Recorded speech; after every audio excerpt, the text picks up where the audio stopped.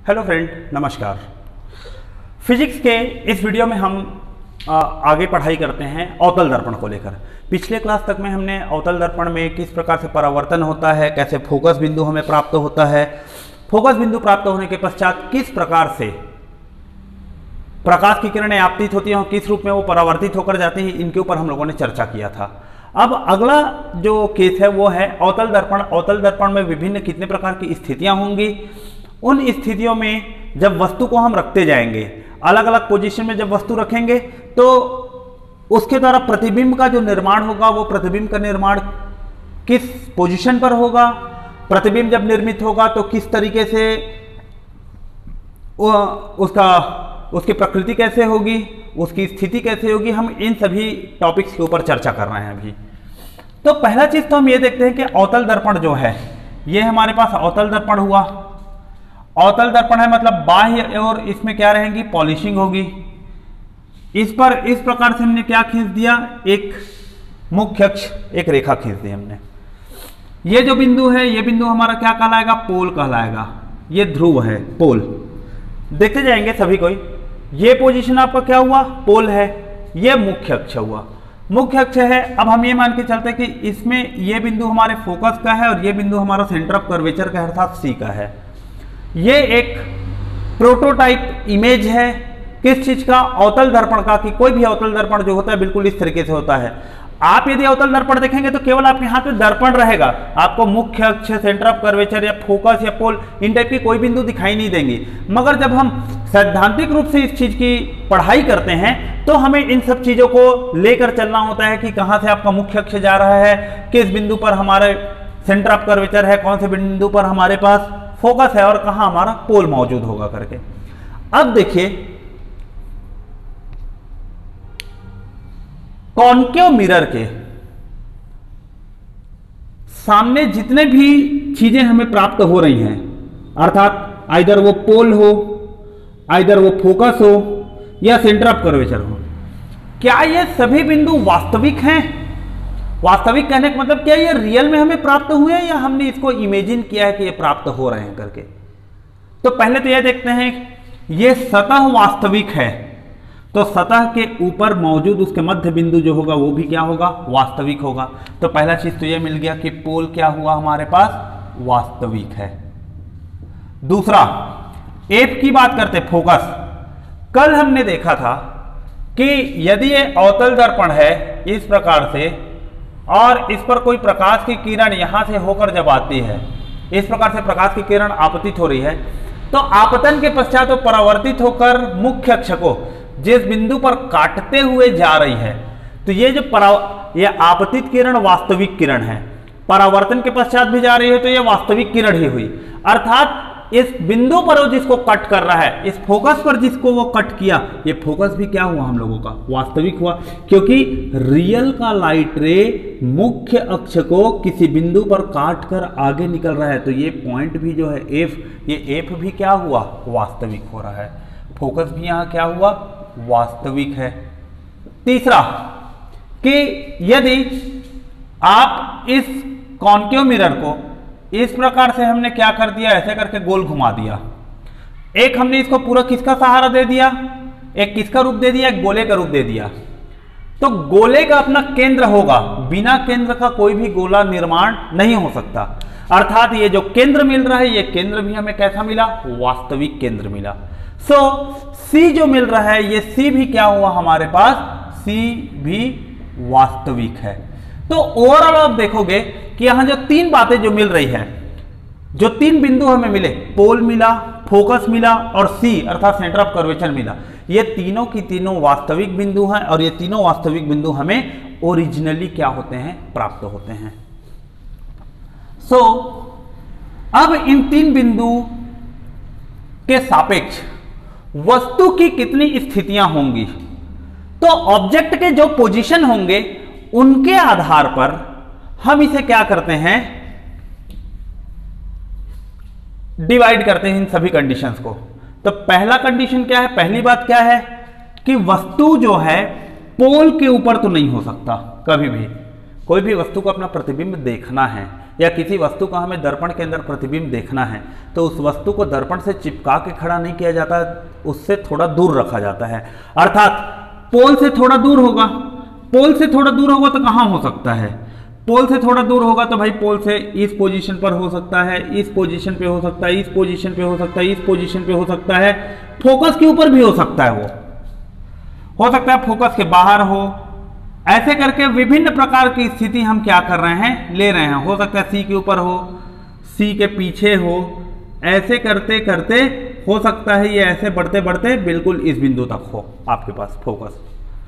यदि इस लाइन को मैं थोड़ा सा और इंक्रीज कर दूं, ये इस लाइन को हमने थोड़ा सा और इंक्रीज कर दिया, तो इंक्रीज किए तो ये वस्तु बिल्कुल इधर भी कहीं हो सकती है।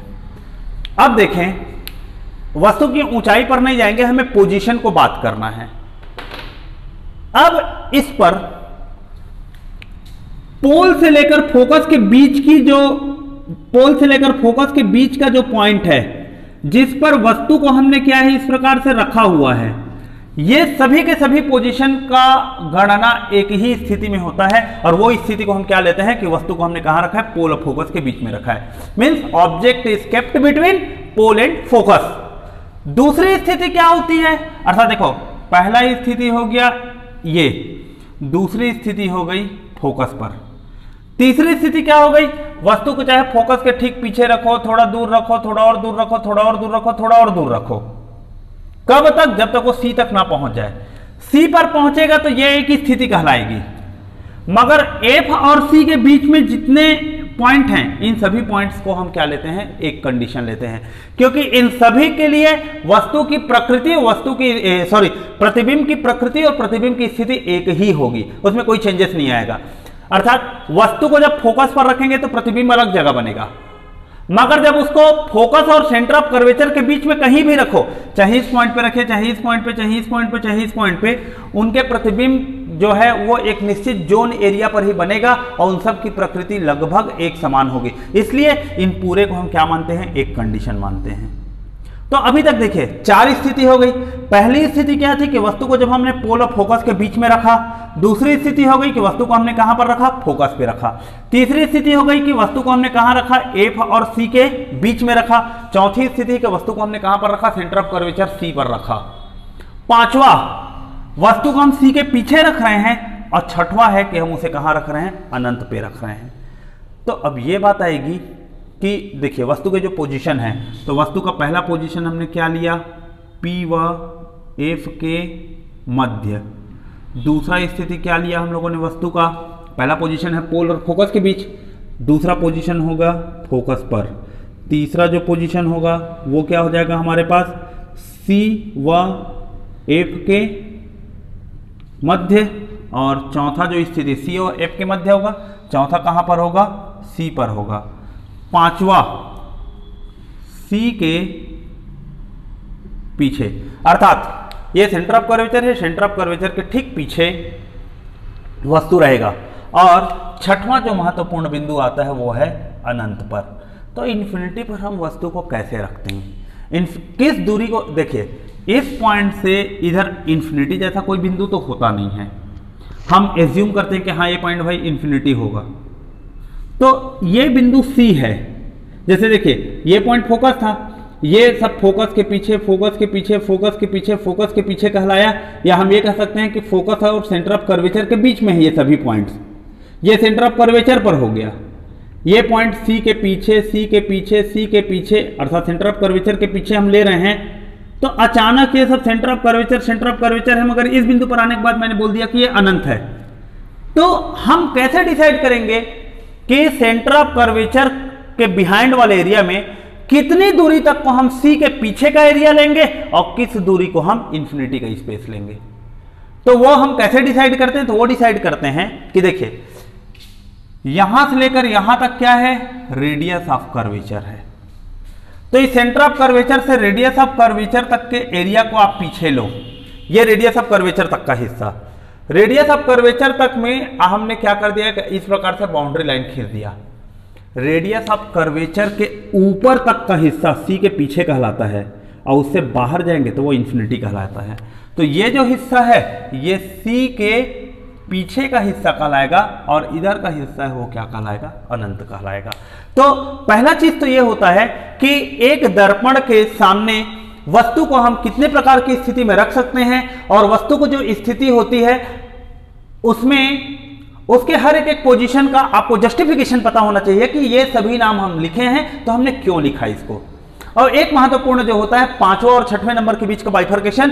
5th नंबर में क्या बोला गया कि C के पीछे की स्थिति क्या है, और 6वें नंबर पे क्या बोला गया कि इन्फिनिटी क्या है करके। तो इतना जो कंटेंट यहां पर जो बताया गया है, ये जो पॉइंट्स जो यहां पूरा शो किए गए, इन्हीं 6 बिंदुओं के आधार पर अवतल दर्पण अर्थात कॉन्केव मिरर के पूरे प्रतिबिंब रचना को हम समझेंगे। तो पहला बिंदु क्या बोला उसने, जब वस्तु कहाँ हो, पोल व फोकस के मध्य हो। चलिए हम इस डायग्राम को क्या करते हैं, रफ करते हैं। अब एक एक 1 बाय 1 हम इमेज फॉर्मेशन पढ़ते जाएंगे। 1 बाय 1 जब इमेज फॉर्मेशन हम देखते जाएंगे इस पर, तो पूरी चीजें क्लियर हो जाएंगी। पहला कंडीशन क्या बोला उसने, पहला है वस्तु जब P व F के मध्य हो। देखिए दो प्रकार के दो डायग्राम करके हम देखते जाएंगे। वस्तु को जब पोल और फोकस के बीच में रखेंगे, ये हमारे पास इस प्रकार से कॉन्केव मिरर है, ये बिंदु हो गया पोल, ये बिंदु हो गया फोकस, और ये पॉइंट हो गया हम लोगों का सेंटर ऑफ कर्वेचर।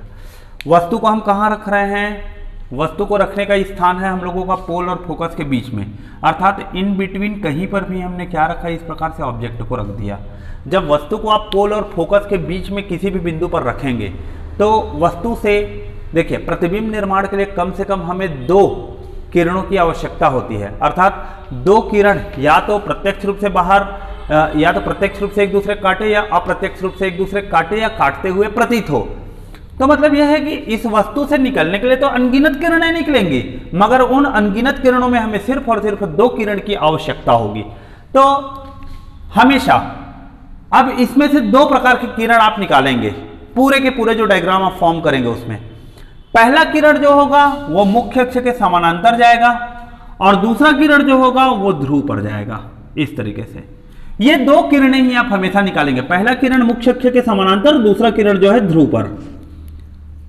याद कीजिए प्रतिबिंब रचना के नियम में हमने क्या पढ़ा था कि जब आपतित किरण मुख्य अक्ष के समानांतर हो तो परावर्तित किरण कहां से होकर जाएगी, फोकस से होकर जाएगी।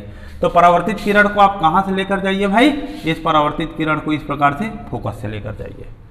और दूसरा जो कंटेंट क्या बोला गया कि जब वो पोल पर आएगा तो जितना कोण बनाते आ रहे हैं उतना ही कोण बनाते हुए इस पॉइंट से इस तरीके से क्या है, ये रिफ्लेक्ट होकर चला जाएगा। इट मीन्स यहां 2 बातें आ रही है।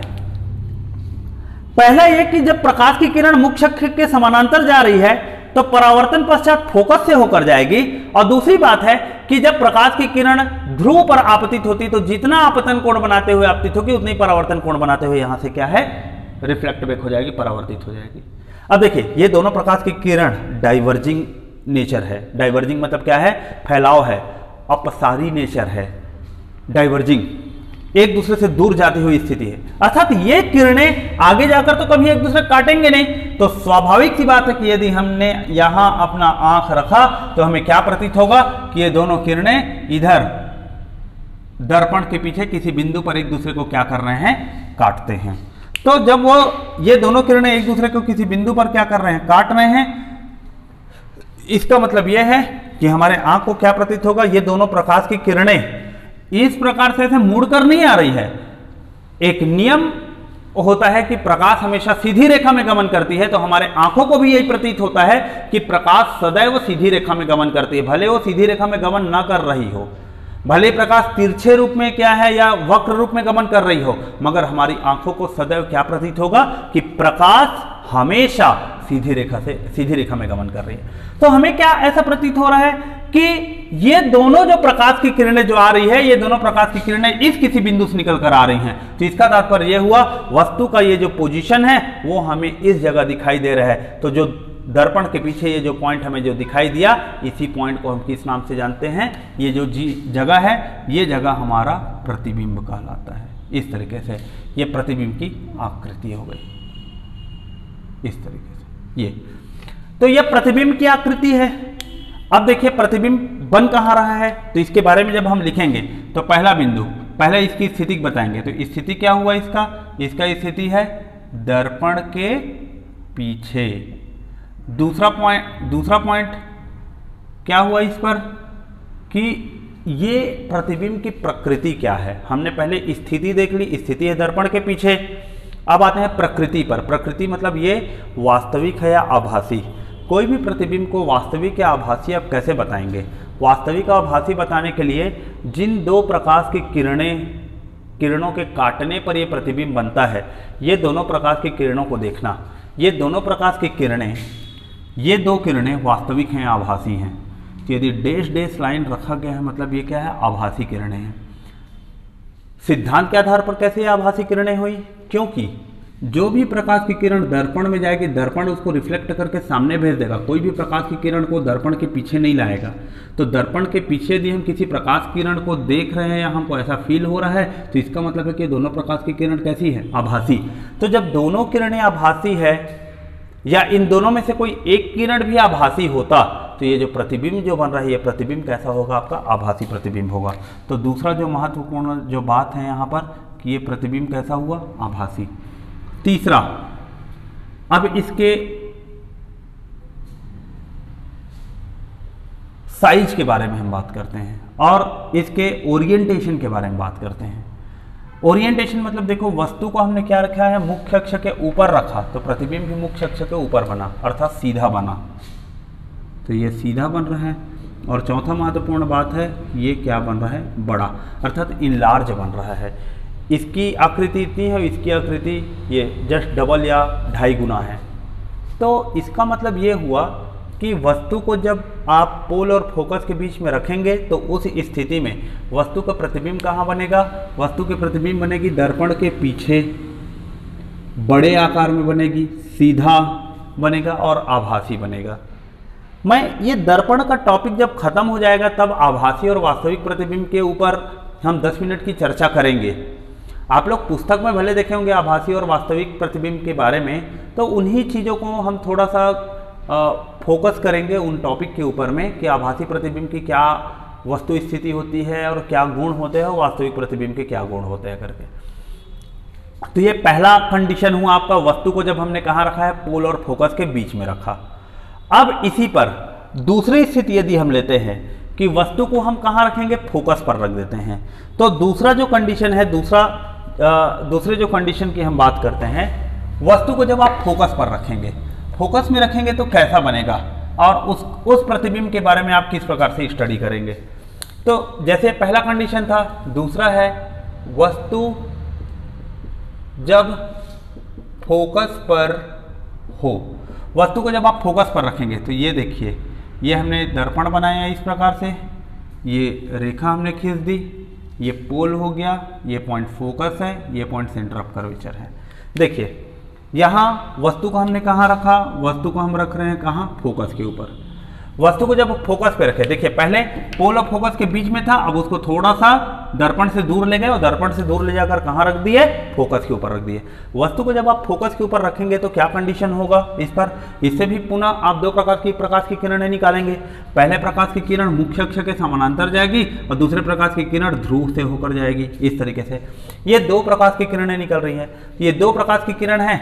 जो प्रकाश की किरण मुख्य अक्ष के समानांतर जा रही है वो प्रकाश की किरण फोकस से होकर जाएगी, और जो प्रकाश की किरण ध्रुव पर आई है, जितना कोण बनाते आया उतना ही कोण बनाते हुए यहाँ से वो क्या हो जाएगा? वापस चले जाएगा।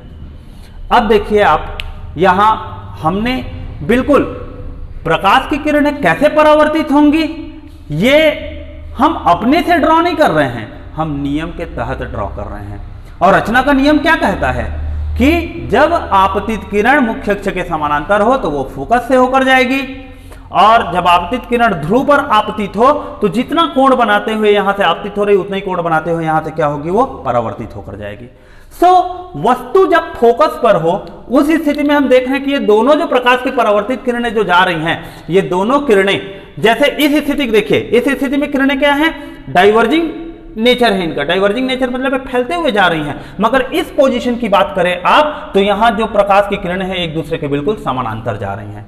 जब वो एक दूसरे के समानांतर जाएंगी इसका मतलब स्वतः है कि यदि हम इस एरिया पर लेंगे, इसके बैक साइड पर भी यदि हम लेते हैं तो ये किरणें बिल्कुल कैसे रहेंगी, समानांतर रहेंगी। समानांतर रहेंगी मतलब जब वास्तविक किरणें एक दूसरे को नहीं काट रही समानांतर होकर तो उनके आभासी किरणें कहां से काटेंगी, समानांतर किरण एक दूसरे कभी नहीं काटते। मगर एक कंडीशन बनता है कि समानांतर किरणें एक दूसरे को काट ले, मगर समानांतर रेखा काटने की बात नहीं कर रहा हूं मैं, समानांतर प्रकाश की किरणें को काटने की बात कर रहा हूं। यह कंडीशन क्या है या क्या होगा, तो जब समानांतर किरणें, प्रकाश की किरणें वायु के कण, धूल के कण से टकराएंगे तो टकराने के कारण उसमें क्या होता है, वो डिफ्रैक्ट होना चालू होंगे और उनकी किरणें जो बिल्कुल इस प्रकार से समानांतर टकराने के पश्चात धीरे धीरे ऐसे मुड़ते मुड़ते किसी बिंदु पर जाकर क्या कर सकते हैं, एक दूसरे को कट कर सकते हैं। तो हो सकता है कि ये प्रकाश की किरणें इधर आकर किसी बिंदु पर एक दूसरे को कट कर ले। ये इस प्रकार से अपने नॉर्मल डायरेक्शन से क्यों मुड़ रहे हैं, अपने नॉर्मल डायरेक्शन से इसलिए मुड़ रहे हैं क्योंकि ये रास्ते में आने वाले धूल के कण, वायु के कण, अन्य जो डस्ट पार्टिकल वगैरह उड़ रहे हैं उनसे क्या होंगे, वो टकरा रहे होंगे। तो टकरा कर धीरे धीरे धीरे धीरे क्या होंगे, एक दूसरे के पास आएंगे, किसी एक पोजीशन पर हो सकता है एक दूसरे को एक बिंदु पर काट ले। तो जब वो एक दूसरे को एक किसी बिंदु पर कट करेंगे अर्थात इसी पोजीशन पर इसका क्या बनेगा, प्रतिबिंब बनेगा। क्योंकि ये दोनों वास्तविक किरणें हैं, यहां से रियल में मिरर ने उनको क्या कर दिया है, रिफ्लेक्ट बैक कर दिया। तो रियल में जब वो रिफ्लेक्ट बैक कर रहे हैं और वो रियल की किरणें जब एक दूसरे को किसी एक बिंदु पर काट रही है तो ये जो पॉइंट है, ये जो बिंदु है, इस बिंदु पर प्रतिबिंब बना और ये जो प्रतिबिंब बनेगा कैसा बनेगा, वास्तविक प्रतिबिंब बनेगा। तो इसके बारे में अब ये पोजीशन कहां बन रही है तो हम नहीं जानते, बट ऑब्वियस है सी के पीछे बन रहा है, लेकिन सी के पीछे कितनी दूरी पर बन रहा है ये क्लियर नहीं है। इसीलिए हम क्या लेते हैं, इनके बारे में जब बात करते हैं तो कि ये कहां बन रहा है भाई, अनंत पर बन रहा है, इंफिनिटी पर। अर्थात वस्तु को जब आप फोकस पे रखोगे तो प्रतिबिंब कहां बनेगा, अनंत पर बनेगा, पहला। दूसरा जो कंडीशन है, सेकंड पॉइंट, कि वास्तविक बना या आभासी बना, तो ये कैसा बन रहा है, वास्तविक प्रतिबिंब बना। तीसरा, सीधा बना या उल्टा बना, तो देखिए ये प्रतिबिंब वस्तु को मुख्य अक्ष के ऊपर रखे थे तो प्रतिबिंब भी मुख्य अक्ष के ऊपर बना। यहां वस्तु को मुख्य अक्ष के ऊपर रखे थे तो प्रतिबिंब कहां बन रहा है, मुख्य अक्ष के नीचे बन रहा है, इसलिए ये कैसा बन रहा है हम लोगों का, उल्टा बना। और चौथा जो महत्वपूर्ण पॉइंट है, ये तो केवल बड़ा बना था, ये तो बहुत बड़ा बन रहा है, तो इसको हम ऐसे लिखेंगे, ये बहुत बड़ा बन रहा है, highly enlarged. 8 infinity, real, inverted, highly enlarged या हाईली मैग्नीफाइड, बहुत बड़ा बन रहा है। तो वस्तु जब हम अनंत पर रखते हैं तो इस प्रकार से क्या मिलता है, हमें प्रतिबिंब की स्थिति मिलती है। तीसरा जब हम बात करते हैं, तीसरा कंटेंट की हम बात कर रहे हैं, वस्तु जब अभी P और F के मध्य था, अब देखो पहले हमने वस्तु को कहां रखा, P और F के बीच में रखा, फिर हमने फोकस पर रखा, अब कहां रखेंगे, F और C के बीच में रखेंगे। तो F और C के बीच में रखेंगे तो प्रतिबिंब निर्माण कैसा होगा वो देख लेते हैं। जब F और C के बीच में रखेंगे तो प्रतिबिंब निर्माण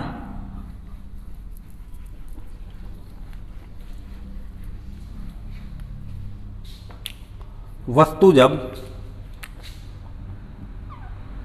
C व F के मध्य हो,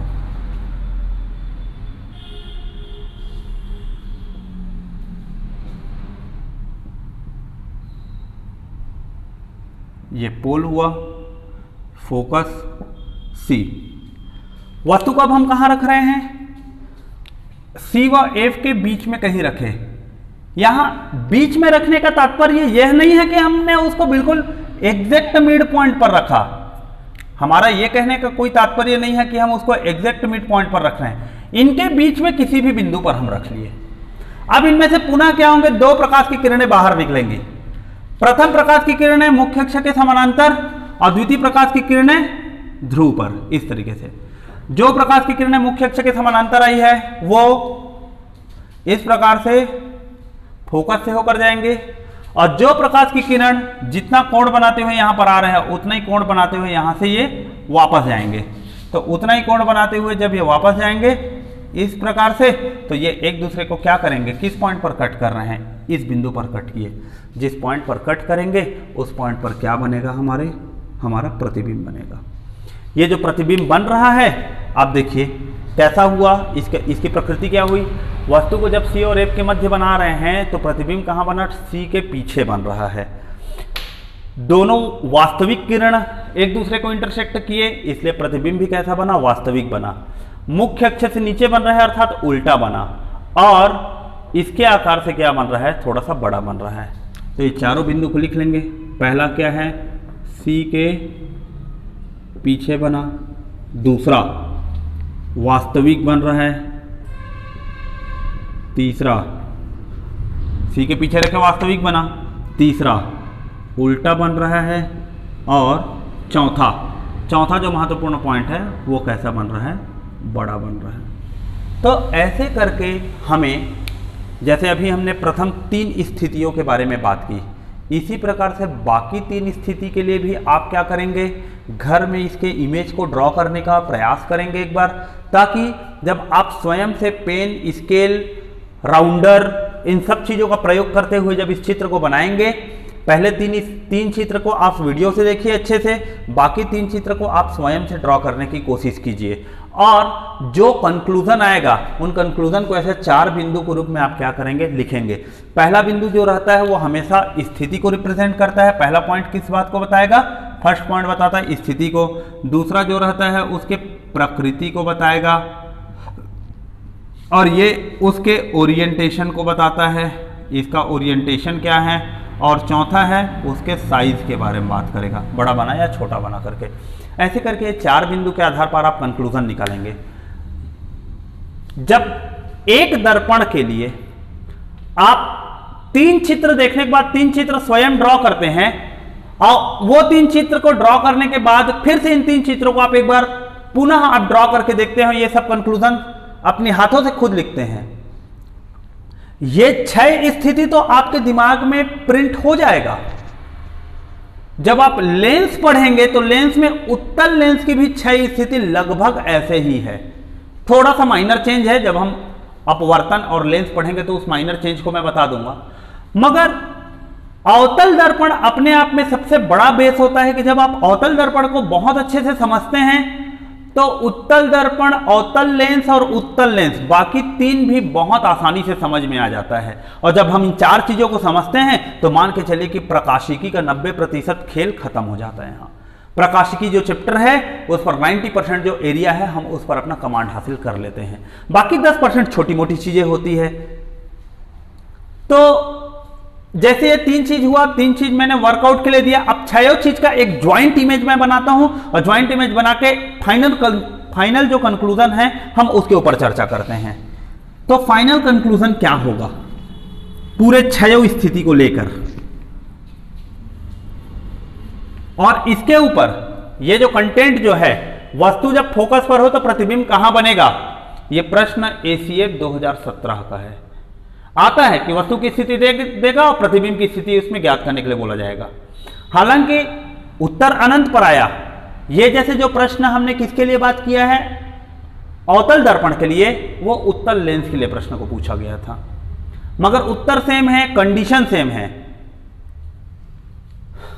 सो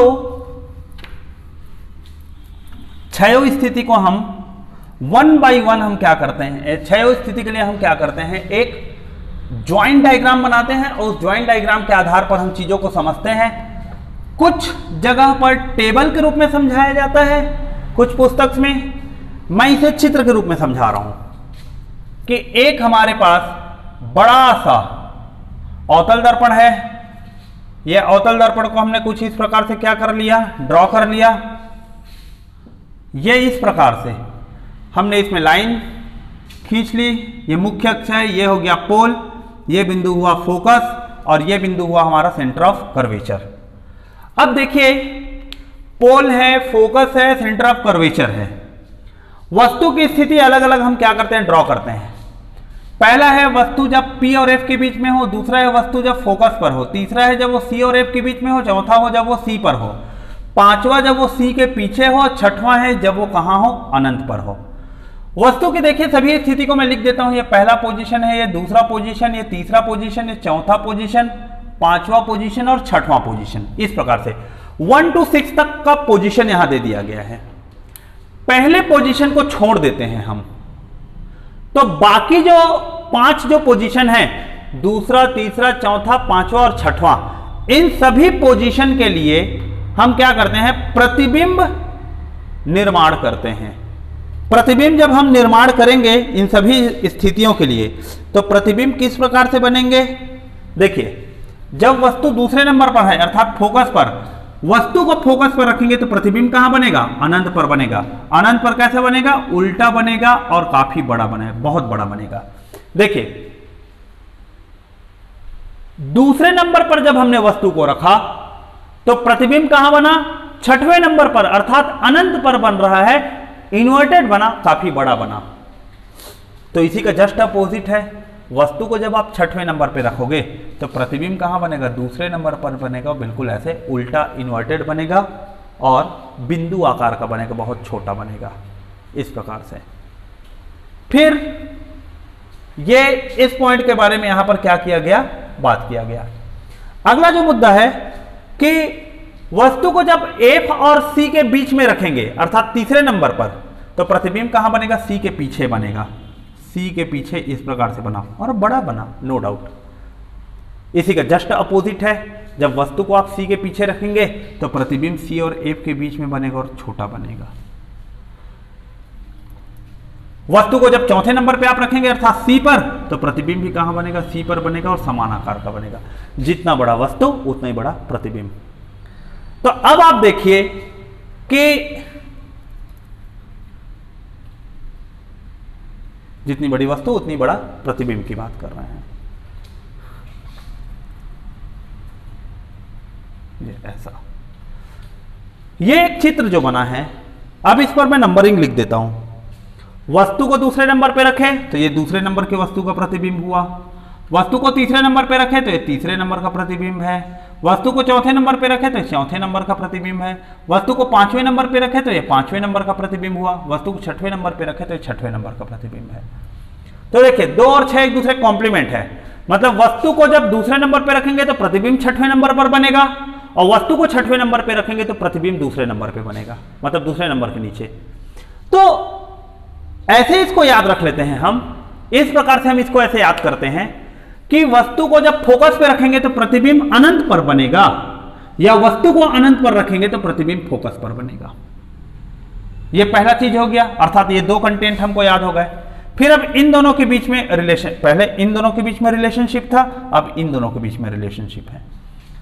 C और F के बीच में वस्तु को रखने पर प्रतिबिंब C के पीछे बना, पहली स्थिति। अब इसी का अगला कंडीशन क्या है, वस्तु को C के पीछे रखने पर प्रतिबिंब C और F के बीच में बना, तो इन दोनों के बीच में भी इंटर रिलेशनशिप हो गया। और वस्तु को जब C पर रख रहे हैं तो प्रतिबिंब भी कहां बन रहा है, C पर बन रहा है। तो ये एक कंडीशन हो गया। ऐसे करके जब हम देखते हैं तो ये पांचों स्थिति हमको क्या हो जाती है, याद हो जाते हैं। F पर रखो अनंत पर बनेगा, अनंत पर रखो फोकस पे बनेगा। F और C के बीच में रखो तो C के पीछे बनेगा, C के पीछे रखो तो F और C के बीच में बनेगा, C पर रखो तो C पर बनेगा। That's all. ये 5 स्थिति थी, ये पांचों स्थिति ऐसे थी जो कि वास्तविक प्रतिबिंब बन रहे थे। एकमात्र स्थिति ऐसा है, पहला कंडीशन, जब प्रतिबिंब कैसा बनता है, आभासी बनता है और दर्पण के पीछे बनता है। प्रतिबिंब आभासी बना इसलिए इसको मैंने डैश लाइन से रिप्रेजेंट किया, प्रतिबिंब वास्तविक बना इसलिए इन सबको सॉलिड लाइन से रिप्रेजेंट किया। अब इस पर क्या आपने को मिलेगा कि यहां से लेकर यहां तक हाइट क्या होते गया, कंटिन्यू डिक्रीज होते गया। पहले बहुत बड़ा था, फिर बड़ा, फिर समान आकार, फिर छोटा, फिर बहुत छोटा, इस प्रकार से। तो इस बात को ध्यान रखेंगे, जब तक प्रतिबिंब C के पीछे बनता है, बड़ा होता है, सेंटर ऑफ कर्वेचर के पीछे जब प्रतिबिंब बनता है तब तक बड़ा प्रतिबिंब होता है, सेंटर ऑफ कर्वेचर पे होता है तब प्रतिबिंब समान आकार का बनता है, और सेंटर ऑफ कर्वेचर से पहले जब बनता है प्रतिबिंब तब छोटा आकार का बनता है। फोकस पर तो बिल्कुल बिंदु आकार का बनता है, बिल्कुल बिंदु के रूप में बनता है वो। तो इसीलिए इसको मैंने ऐसे डिक्रीजिंग ऑर्डर किया है। तो इसका तात्पर्य यह है कि जब हम अनंत से फोकस की ओर जाते हैं तो प्रतिबिंब की आकृति क्या होती जाती है, घटते जाती है, बहुत बड़े से बहुत छोटे की ओर। तो ये जो कंडीशन है इस पॉइंट से इस पॉइंट तक, ये बड़ा प्रतिबिंब है, ये समान आकार का प्रतिबिंब है, और इन दोनों जो रहेंगे ये क्या रहेगा, छोटे आकार के प्रतिबिंब है। हमने इसको देख लिया। ये सभी के सभी कैसे प्रतिबिंब है, वास्तविक हैं, अर्थात ये पूरी स्थिति पर जो प्रतिबिंब बन रहा है, ये पूरे के पूरे प्रतिबिंब की प्रकृति क्या है, वास्तविक। और क्या है, सब के सब मुख्य अक्ष से नीचे बन रहे हैं। देखिए वस्तु को हमने ऊपर रखा, वस्तु हमने इस प्रकार से ऊपर रखा है, और प्रतिबिंब कैसा बन रहा है हम लोगों के पास, नीचे बन रहा है। तो वास्तविक प्लस ये हमेशा कैसा बनता है, उल्टा। इसीलिए बोला जाता है वास्तविक प्रतिबिंब सदैव उल्टा बनते हैं। मगर इस स्थिति की हम बात करें जब प्रतिबिंब दर्पण के पीछे बन रहा है, तो ये एकमात्र स्थिति है जब प्रतिबिंब कैसा बनना हमारा, आभासी बनता है, और कैसा बन रहा है, सीधा। तो हमें इन चीजों को ध्यान रखना है। इस डायग्राम पर ये जो पॉइंट्स जो लिखे हैं, इन पॉइंट्स के आधार पर और वस्तु के आधार पर प्रतिबिंब की स्थिति को यदि हम देखते हैं, तो उनके आधार पर हम ये कह लेते हैं कि पूरा का पूरा जो टेबल जो हम बनाते हैं, जो चार्ट बनाते हैं, वो पूरा का पूरा चार्ट यहाँ क्या होता है, कंप्लीट हो जाता है। तो ये इस प्रकार की बातें थी। ये किसके बारे में है, कॉन्केव मिरर के बारे में है, अवतल दर्पण के बारे में है। तो अवतल दर्पण का कंटेंट यहाँ क्या होता है, खत्म होता है, लेकिन अभी इसका उपयोग खत्म नहीं हुआ है, अभी हम इसके यूज के बारे में चर्चा करेंगे। तो अब लगे हाथ हम इनके उपयोग के ऊपर भी क्या कर लेते हैं, चर्चा कर लेते हैं कि इसका उपयोग क्या होगा। तो पहला यूज क्या होता है अवतल दर्पण का। देखिए अवतल दर्पण का, जब किसी वस्तु के प्रतिबिंब को हमें बड़ा देखना हो, सीधे रूप में ही देखना हो और बड़ा देखना हो, तो दुनिया में एकमात्र दर्पण है ये जो वस्तु के प्रतिबिंब को सीधा दिखाता है, बड़ा दिखाता है और सीधे दर्पण के अंदर दिखाता है। अर्थात उसको देखने के लिए हमें किसी पर्दे या स्क्रीन की आवश्यकता नहीं होती। तो दुनिया का एकमात्र दर्पण अवतल दर्पण, जो वस्तु के प्रतिबिंब को कैसा दिखाता है, बड़ा दिखाता है। दर्पण में लेंस तो बड़ा दिखाता है, लेकिन जब हम दर्पण की बात करें तो एकमात्र दर्पण है जो कि प्रतिबिंब को बड़ा करके दिखाता है। देखिए समतल दर्पण हमेशा समान आकार का प्रतिबिंब बताता है, उत्तल दर्पण हमेशा छोटा प्रतिबिंब बताता है, मतलब वस्तु की तुलना में प्रतिबिंब का आकार छोटा होता है। मगर जब अवतल दर्पण की हम बात करते हैं तो अवतल दर्पण में एक स्थिति ऐसी होती है जब वस्तु का प्रतिबिंब दर्पण के पीछे बनता है, अर्थात हम खुली आंखों से देख सकते हैं, सीधा बनता है और बड़ा बनता है। ऐसी स्थिति हमें कब जरूरत पड़ती है, जब हमें शेविंग मिरर की जरूरत हो, अर्थात जब हम शेविंग करते हैं इस प्रकार से और दर्पण को सामने रखते हैं और हम चाहते हैं कि हमें हमारा ये जो दाढ़ी वाला एरिया है, जो गाल वाला शेप है, एरिया है, वो हमको बड़ा दिखे ताकि ब्लेड से कहीं कट ना लग जाए। तो उसके लिए क्या चाहिए, ऐसा दर्पण चाहिए जो हमारे चेहरे का प्रतिबिंब बड़ा करके दिखाए और सीधा दिखाए। तो उस स्थिति में हम किसको प्रयोग करते हैं, अवतल दर्पण प्रयोग करते हैं। मगर उसमें ध्यान रखने वाली बात यह है कि यदि ये हमारा चेहरा होगा तो ये क्या होना चाहिए, दर्पण होना चाहिए। या हम ये कह सकते हैं कि यदि इस दर्पण को हम यूज कर रहे हैं तो हमें अपने चेहरे को इस स्थिति पर रखना होगा कि वो पोजीशन जो है फोकस और पोल के कहाँ होना चाहिए, बीच में होना चाहिए। तो पहला इसका उपयोग किस चीज के रूप में हो गया जी, पहला इसका उपयोग हो गया शेविंग मिरर के रूप में उपयोग हुआ। दूसरा इसका उपयोग क्या होगा, अब इसके सेकंड हम पॉइंट की हम बात करते हैं। दूसरा उपयोग है जैसे कि वस्तु के प्रतिबिंब को बड़ा करके दिखा रहा है, तो यही सेम काम डेंटिस्ट लोग करते हैं कि जब हमारे दांत में जब उन्हें क्या करना होता है, किसी कैविटी को देखना होता है, तो हमारे जबड़े दो प्रकार से होते हैं। एक ये निचला जबड़ा होता है, तो निचले जबड़े को तो मुंह को आ करके ऐसे खुलवाएगा, खुलवाने के पश्चात तो क्या करेगा, दूरबीन लगा के देख सकता है नीचे वाले जबड़े के दांत को। मगर ये ऊपर का जबड़ा कितना भी मुंह खोल लो, ऊपर के पूरे दांत अच्छे से दिखाई नहीं देते। जब वो अच्छे से दिखाई नहीं देंगे तो दूरबीन लगा के भी देखने का कोई मतलब नहीं रहेगा, अर्थात कोई इस प्रकार से छोटा सा मैग्नीफाइंग लेंस लगाकर देखने का कोई मतलब नहीं होगा, क्योंकि हम देख नहीं पाएंगे अच्छे तरीके से। तो वैसी स्थिति के लिए क्या किया जाता है कि जैसे ये हमारे दांत का ये ऊपरी हिस्सा है, इस पर इस प्रकार से क्या है, ऐसे दांत बने हुए हैं।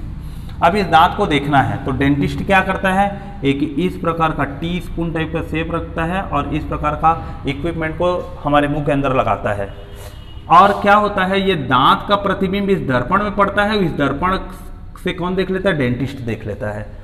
तो उस स्थिति में भी दांत को इस दर्पण के पोल और फोकस के बीच में रखना पड़ता है। बीच में मतलब इन बिटवीन, आगे पीछे इसी में ही कहीं, जिससे कि हमारे दांतों का प्रतिबिंब दर्पण के अंदर बड़े रूप में बने और सीधे बने, ताकि उसमें जो भी केविटीज वगैरह हैं हम उसको वो डॉक्टर्स को बहुत अच्छे से देख पाए।